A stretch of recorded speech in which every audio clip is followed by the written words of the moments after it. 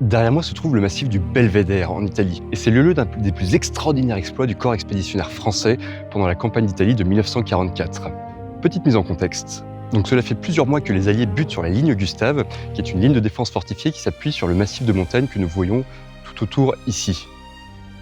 Les Alliés vont tenter pour la 4e fois de s'emparer de Monte Cassino, qu'on voit juste ici, et ils vont demander aux Français de lancer une opération de diversion ici, sur le massif du Belvédère.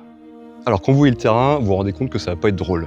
Les Allemands sont en haut, les Français sont en bas, il va falloir monter 800 mètres de dénivelé sous le feu ennemi pour réussir à s'emparer de ce plateau. Cette mission impossible est confiée au 4e régiment de tirailleurs tunisiens. Et cette bataille, j'en avais entendu parler par un autre livre, Page de gloire de Pierre Nord, un résistant français pendant la Seconde Guerre mondiale. Et il évoque notamment le ravin Gandoët, qu'on voit juste ici. Donc le ravin Gandoët, c'est le chef de bataillon Gandoët qui, en analysant le terrain pour voir par où il pouvait faire passer ses troupes, avait vu ce ravin qui est assez infranchissable, mais il s'est dit que c'est un bon moyen de protéger ses hommes des tirs de l'ennemi en les faisant passer par là. Donc on va aller le voir nous-mêmes, on va aller marcher sur les traces de la 11e compagnie du lieutenant Jody qui avait emprunté ce ravin en tête pour arriver jusqu'en haut.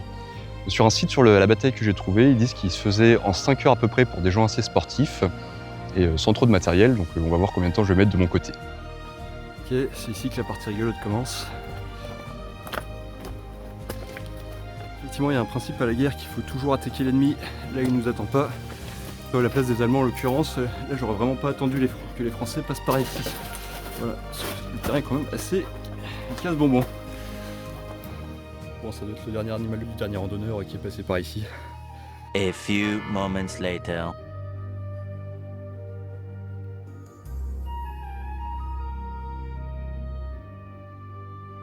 Voilà, ça y est, je suis enfin arrivé en haut. Eh bien, énorme respect aux tirailleurs tunisiens. Effectivement, il faut quelques bonnes heures. Si un jour vous voulez le faire, je vous conseille de prendre des cordes et également des bonnes chaussures. Voilà, sachant que eux, quand ils l'ont fait à l'époque, ils n'avaient pas le bon matériel adapté. Ils avaient des chaussures en caoutchouc, ils n'avaient pas de chaussures à clous. Ils ont d'ailleurs demandé aux Américains s'ils pouvaient leur en fournir, mais il a fallu plusieurs semaines avant qu'ils aient enfin le bon matériel. Au niveau des pertes, le régiment a payé un très lourd tribut à sa victoire, que ce soit autant parmi l'encadrement français que parmi la troupe tunisienne. Pour vous donner un petit ordre de grandeur, il avait fallu 90 camions pour transporter tout le régiment au complet de Naples jusqu'à ici. Il n'en faudra que 25 pour transporter les survivants. Tous les capitaines ont été tués ou blessés, le colonel a été tué, 2 chefs de bataillon sur 3 ont été tués, la moitié des officiers, plus de la moitié ont été tués ou blessés. Et pour le régiment, il y a eu plus de 1000 morts au total sur l'ensemble de son effectif.